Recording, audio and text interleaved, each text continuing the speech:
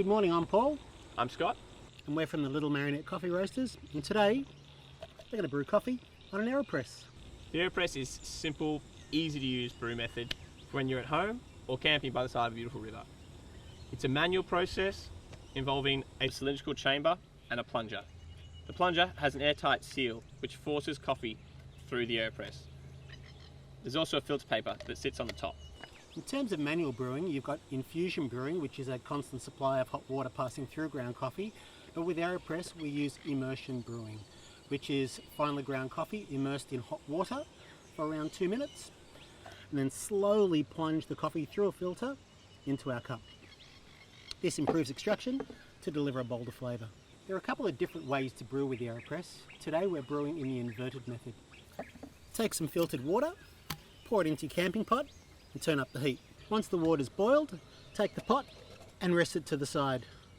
What we're looking for is around 95 degrees of hot water to brew with the Aeropress. Now, because we don't have a variable temperature kettle when we're camping, best thing to do is boil the pot, allow it to set for about a minute, and then we get to around 95 degrees. While the pot's boiling, you can weigh out 15 grams of whole bean coffee. Grind it to a medium fine texture. Now, because most people don't carry a set of scales when they go camping, it's a great idea before you set off to grab a little pot, weigh out 15 grams, and you've got coffee ready to go. While Scotty's grinding away there, take your filter and your filter paper, pour a little bit of hot water over the filter paper, just to clear a bit of quick clean, get rid of any paper flavours.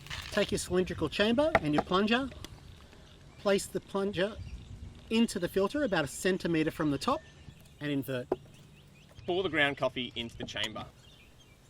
Pat the side and ensure we have an even surface. Take your hot water, pour it into the chamber, and what we're looking for is around 250 mils.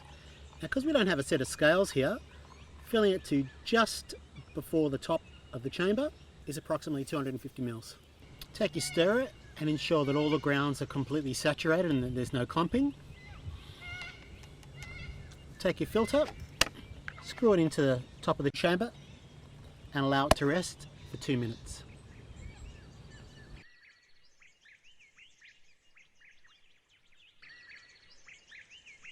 After 2 minutes, invert the chamber over your vessel. Push down for 30 seconds to extract your brew. It's tough, isn't it? At about 1 centimetre from the base of the chamber, stop plunging.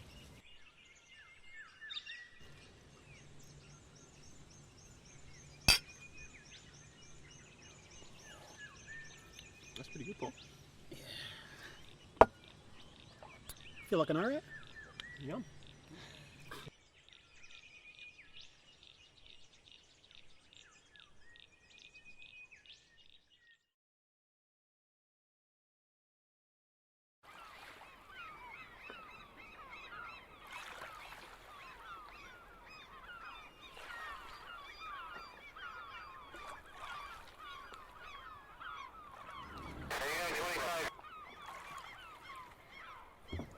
G'day, I'm Ed from the Little Marionette, and today we're on Sydney Harbour and we're going to show you how to do a moka pot, a stovetop, or whatever you call it, on a boat.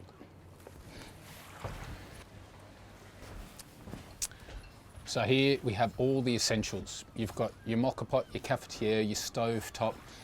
It's got many names and they're all correct. We've got our pre-boiled water. We heated up on the stovetop earlier. If you can't preheat, that's okay. It just takes away a bit of the aggression in the brewing.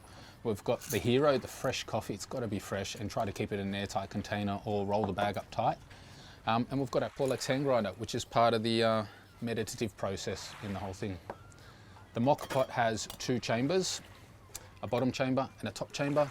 Bottom chamber takes the water, which is where it's all pressurized and builds up, and the top chamber is where we get the delicious coffee at the end. And in between, we have the filter.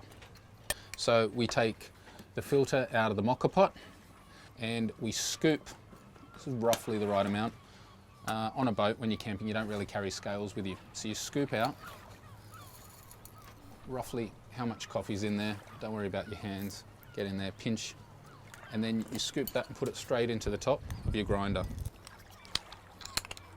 If you coordinate it, it happens much faster.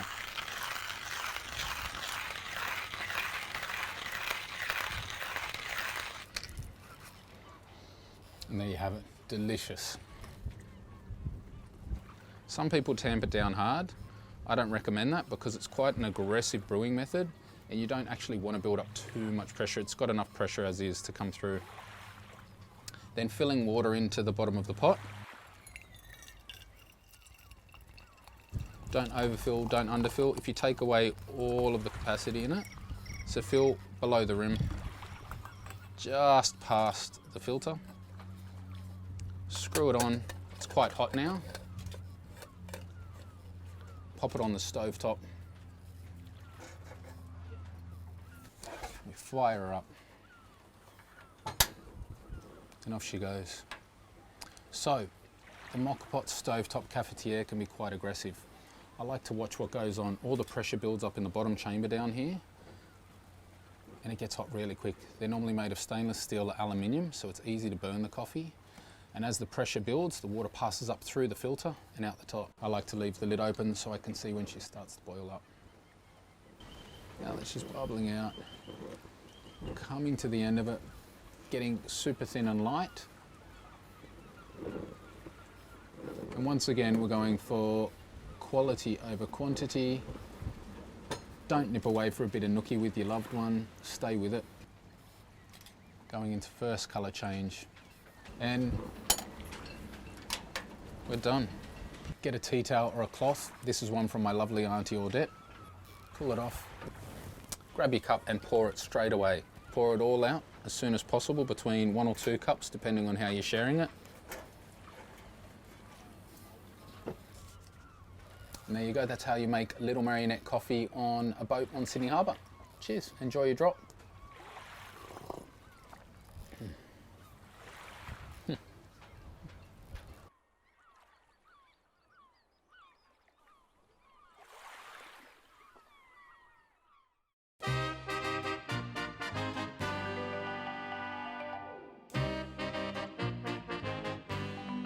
G'day, welcome to the Little Marionette. I'm Ed Cutcliffe and this is Thomas Patfield, our head roaster, and today we're going to be cupping some coffees. Come on in. G'day Tom. G'day Ed. Walk us through what we're doing here today. Today we're going to do a cupping. So I'm going to show you guys how we cup here at Little Marionette. I've picked 2 really lovely coffees for us to try. So I've got a really nice wash coffee, a nice natural coffee. It's important when you are cupping coffees, whether the process be different or whatever, you want to try and keep it pretty uniform on the table. You want to try and keep coffees from 2 origins, just to keep it as a level playing field, really. I'm going to follow the SCA standards of cupping coffee. It's the Specialty Coffee Association of America. We're going to grind off 11 grams, we're going to put it to 200 mils of water. We're going to let that steep for about 4 minutes and then we're going to come back and start the evaluation. What next? What do we do? We're going to grind our coffee to a really coarse, like a coarse sandy grind. And that's just to ensure that the coarser your coffee is, the wider array of flavours you're going to get. Wine people slurp wine, we slurp coffee. It's a little bit unorthodox. Can be a bit vulgar, but that's what coffee nerds do. Go for it, start grinding.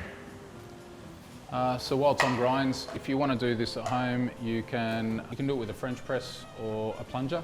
If you don't have a temperature controlled kettle, you can grind the coffee and then saturate it in room temperature ambient water, filtered water, to take away the heat when you do pour that initial boiling water into it from the kettle, and that way you're not scalding the coffee and burning the coffee and shocking the coffee when you pour into it, and it softens the flavour, makes it cleaner, sweeter, less bitter, and closer to a true cupping experience. We'll just saturate all the coffee. Yep. The whole idea is to make sure all the grinds are fully saturated. It's a full immersion technique, and that allows it to get the most flavour out of it and for it to bloom and create the crust that we get on top. Walk us so through. we'll basically we've saturated our coffee now. We're steeping. We're going to leave this for 4 minutes, and then we're going to come back, break the crust, have a chat about how the coffee tastes. So, after 4 minutes, what do we do? First of all, we're going to break the crust of our coffee. We're going to do that with the back of our spoon. Everything's got to be hot, so get your spoons in some hot water as well. Basically, just going to take a good breath in when we break the crust, give a little swirl, and then out.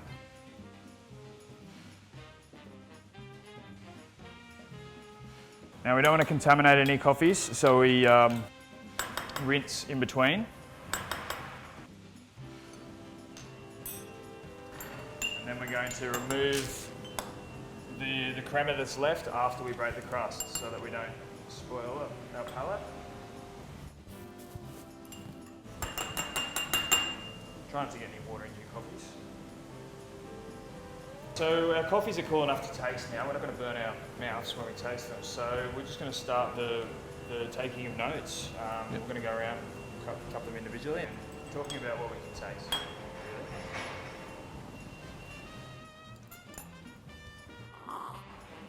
The trick is to slurp the coffee, cover your palate, and just get a little bit of air in there as well, just to enhance some flavours. These are two very, very different coffees. They're worlds apart and they're delicious. It is very important to keep two coffees from the same origin on the table. Try and keep the coffees that you're cupping, whether or not the process is different. It's very important to try and keep an origin uniform on the table, just so that everyone's got a level playing field when it comes to what you're talking about. Kenyan.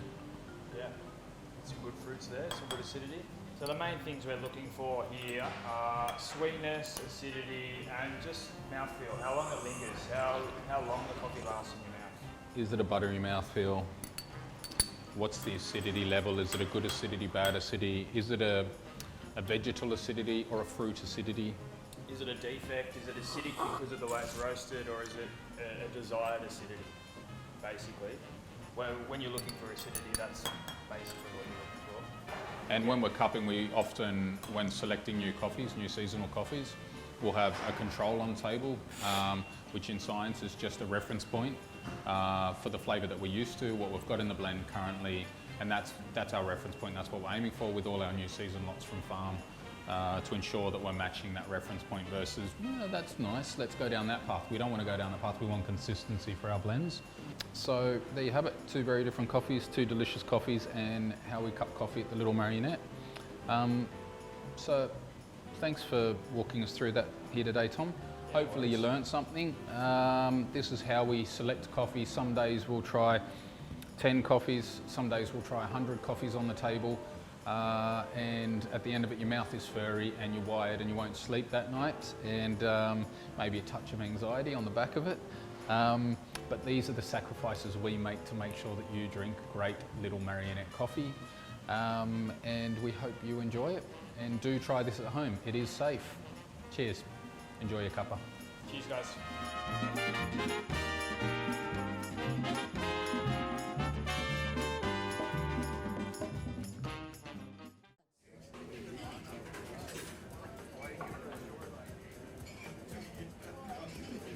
Hi everyone, I'm Kate from Little Marionette and I'm at Sounds Cafe at Sydney University. Today we're going to be talking through how to make the perfect pour over. Fill the kettle with filtered water and set the temperature to 95 degrees. While the kettle is heating, take a clean filter paper and crease along the seam. Place the filter paper into the V60 over the range server. So now we're going to weigh out 15 grams of coffee on our scales, pop it in the grinder and grind it to a medium fine texture. So once the kettle reaches temperature, pour hot water over the filter paper. This heats the server and removes any unwanted flavours from the filter. Then discard the water. Pour the freshly ground coffee into the filter and tap the sides to ensure we have a flat surface. Tear the scales to 0 and start the timer. Begin pouring around 50 grams of hot water over the coffee and allow the coffee to bloom. The bloom releases all the trapped gases.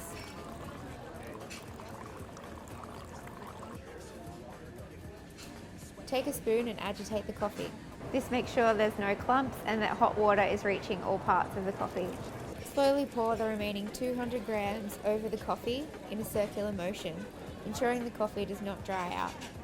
When we near the end of the process, slowly stir with a spoon in a circular motion. This stops the grounds from sticking to the sides of the paper and creates a flat bed for a more even extraction. When the stream of coffee slows to a drip, our brew is ready.